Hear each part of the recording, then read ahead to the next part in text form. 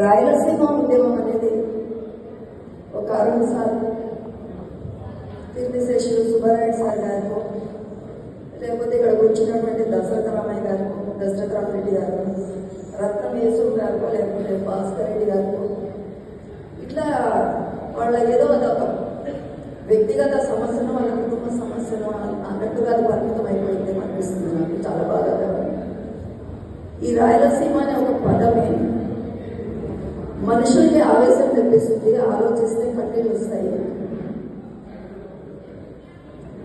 Arun sir, Dasharatha Rama Reddy గారి ద్వారా దీని గురించి తెలుసుకోవడం, వాళ్ళ నుంచి ఇన్స్పైర్ అవ్వడం జరిగింది. నేను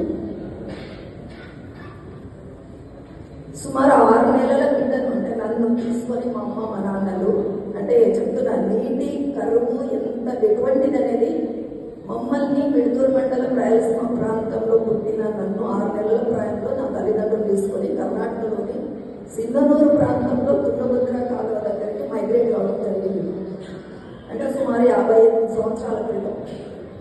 సో ఈ నీటి కొరత అనేది కుటుంబాలను కర్నూలు ప్రాంతం నుంచి కర్ణాటకకు తరలించింది. ఇప్పుడు 60 years వెనక ఆ తుంగభద్ర కాలువ పక్కన జమ్ము కొంటాలు వేసుకొని అడవి ప్రాంతాన్ని సాగు చేసుకొని అక్కడ పంటలు పండించి తుంగభద్ర కాలువ పక్కన ఉన్నటువంటి బీడు భూములన్నింటినీ కూడా సస్యశామనం చేసినటువంటి ఒక శక్తి రాయలసీమ రైతులకు.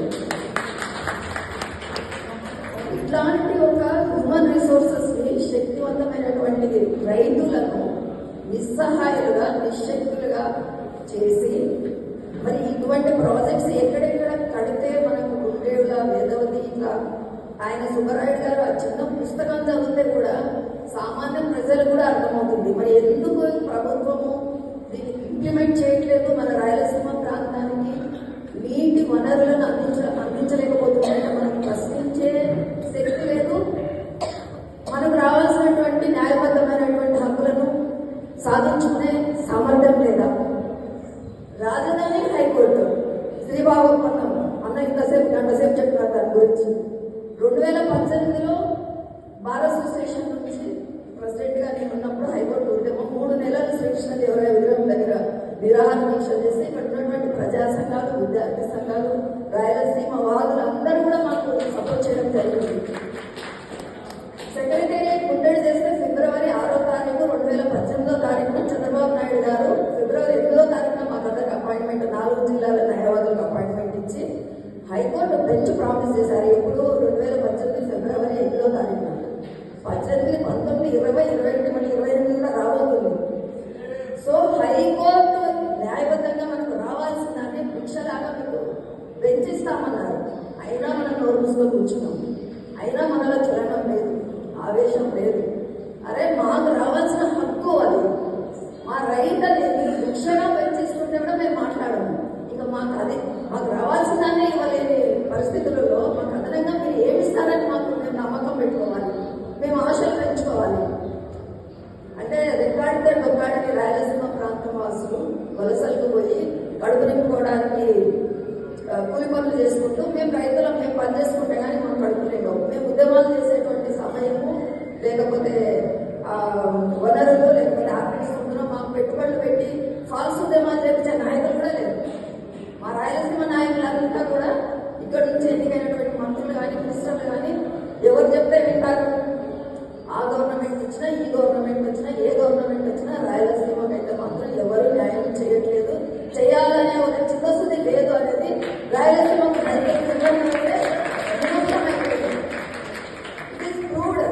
ఈ సబ్జెక్ట్ అరుణ్ సార్ ఈరోజు వేదిక పెట్టినారు.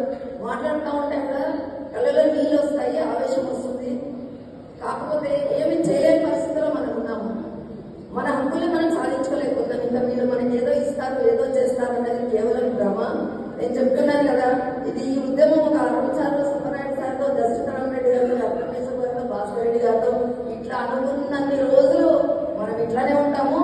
మన రాయలసీమ నాయకులు అందరూ ఉన్నారు. 2018 ఫిబ్రవరి 6వ తారీఖున చంద్రబాబు గారు మేము నిలదీసినప్పుడు ఎవ్వరూ మాట్లాడలేదు.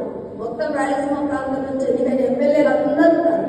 ఏమన్నా ఇప్పుడు కూడా మాట్లాడారా? రాజధాని ఎత్తుకోపోయినప్పుడు మాట్లాడలేదు. హైకోర్టు తీసుకుపోతా ఉంటే కూడా మీరు మాట్లాడాలంటే కొంచెం నిలబడినారు. కానీ ఎందుకు ఇలా చేస్తున్నారని ఒక్క నాయకుడు కానీ ఒక నాయకురాలు కానీ ప్రశ్నించలేకపోయారు.